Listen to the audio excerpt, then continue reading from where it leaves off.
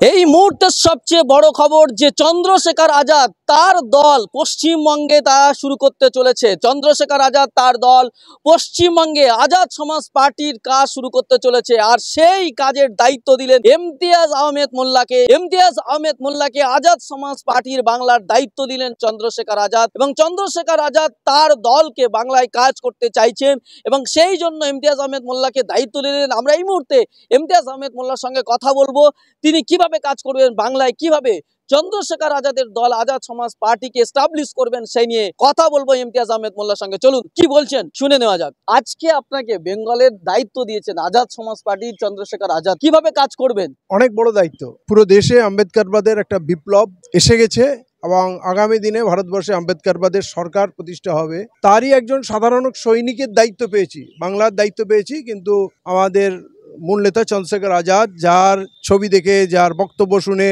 যার লড়াই দেখে ভারতবর্ষের মানুষ অনুপ্রাণিত, তারই সাথী হতে পেরেছি, সৈনিক হতে পেরেছি। এই জন্য অত্যন্ত বড় দায়িত্ব। আমরা চাইবো বাংলার যত মানুষ, তাদের যত দুঃখ, জ্বালা, যন্ত্রণা, কষ্ট যা আছে, সেইগুলোকে যেন আমরা অ্যাড্রেস করতে পারি, তাদের এক জায়গায় আনতে পারি এবং এমন একটা বিপ্লব আমরা বাংলার বুকেও আনতে পারি যে স্বাধীনতার ৭৫ বছরে যেটা হয়নি, সেই পিছিয়ে পড়া জাতি তাদের অধিকার যেন পায়, তার প্রতিষ্ঠা করাই আমাদের উদ্দেশ্য হবে। তার জন্য জনে জনে প্রতিটা মানুষের কাছে, নেতার কাছে, জনপ্রতিনিধির কাছে, শ্রদ্ধেয় মানুষ, শিল্পী, বুদ্ধিজীবী, প্রত্যেকের কাছে আমরা যাব। ধর্মীয় গুরু থেকে আরম্ভ করে সাধারণ মানুষ, ফুটপাতে সবজি বিক্রেতা থেকে আরম্ভ করে রিক্সা ঠেলা চালায়, প্রতিটা শ্রেণীর মানুষের কাছে যাব, তাদের বুকে টেনে নেব, তাদের ঐক্যবদ্ধ করব। এটাই এখন আমাদের কাজ। বাংলায় আমরা দেখেছিলাম আপনি বিভিন্ন সময় বিভিন্ন রাজনৈতিক দলের সঙ্গে ছিলেন, কাজ করছিলেন, কিন্তু 2021 বিধানসভার পরে আপনি রাজনীতিতে ইনঅ্যাক্টিভ হয়ে গেছেন এবং সেখান থেকে আপনার রাজনীতি অ্যাক্টিভিটি তেমনভাবে আমরা দেখিনি।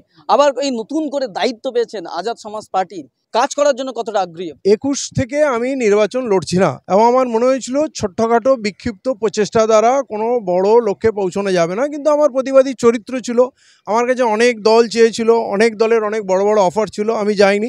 কারণ আমার প্রতিজ্ঞা ছিল যে আমি পিছিয়ে পড়া জাতির জন্য কাজ করব এবং কোনো ব্রাহ্মণ্যবাদী দলের কোনো পদ বা সম্মান গ্রহণ করব না, কারণ তাতে আখেরে আমার সমাজের এই পিছিয়ে পড়া জাতির কোনো কল্যাণ হবে না। আমি যখন চন্দ্রশেখর আজাদকে দেখলাম, তার সঙ্গে আমরা বিগত ৫-৬ বছর ধরে ভীম আর্মির সঙ্গে জড়িত, তাকে কাছ থেকে দেখেছি এবং এখন পুরো ভারতবর্ষে চন্দ্রশেখর আজাদ মানে একটা উজ্জ্বল নক্ষত্র, তার প্রতি সকলের দৃষ্টি এবং তার অনুপ্রেরণায় মানুষের মধ্যে একটা জনজোয়ার এসছে যে চন্দ্রশেখরকে চাই, আজাদ সমাজ পার্টি চাই। তো উনি মনে করেছেন যে এখন বাংলায় পা ফেলার প্রয়োজন আছে, পরিবেশ তৈরি হয়েছে এবং উনি সিদ্ধান্ত নিয়েছেন, দায়িত্ব দিয়েছেন আমাকে। আমরা তো ওনার সঙ্গে ছিলাম, ওনার সঙ্গে উত্তরপ্রদেশে লড়াইও 1 মাস ছিলাম এবং উনি একজন মহামানব। আজকের দিনে এই ধরনের চরিত্র, এত দরিদ্র একটা পরিবার থেকে উঠে এসে একটা রাজার মতো পজিশনে উনি চলে এসেছেন, কিন্তু এত বিনয়ী, এত আন্তরিক এবং তার পুরনো সাথী যেমন আমরা তার সঙ্গে আছি, আমাদের তিনি এক মুহূর্ত বলেননি, বারে বারে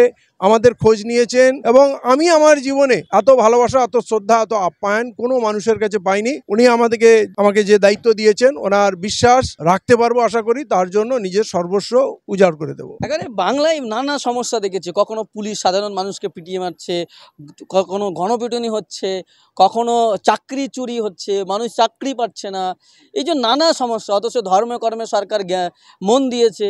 এই যে নানা সমস্যা, এই সমস্যা সমাধানে আজাদ সমাজ পার্টি বাংলায় কি করবে? দেখেন, আমরা এর আগেও যেখানেই মানুষের বিপদ হয়েছে, মানুষ আক্রান্ত হয়েছে, আমরা গেছি, আমাদের প্রতিবাদ জানিয়েছি, আমাদের দুঃখ প্রকাশ করেছি, কিন্তু তার কোনো সমাধান বার করতে পারিনি। কারণ রাষ্ট্র ক্ষমতা খুব বড় ক্ষমতা, রাষ্ট্র ক্ষমতার বিরুদ্ধে আমরা প্রতিবাদ করতে পারি, কিন্তু রাষ্ট্র ক্ষমতার বিরুদ্ধে আপনাকে যদি প্রকৃত লড়াই করতে হয়, তাহলে গণতন্ত্র, সংবিধানকে আপনাকে নিতে হবে হাতিয়ার হিসাবে এবং জনগণের সরকার তৈরি করতে হবে, তবেই জনগণের দুঃখ দূর হবে।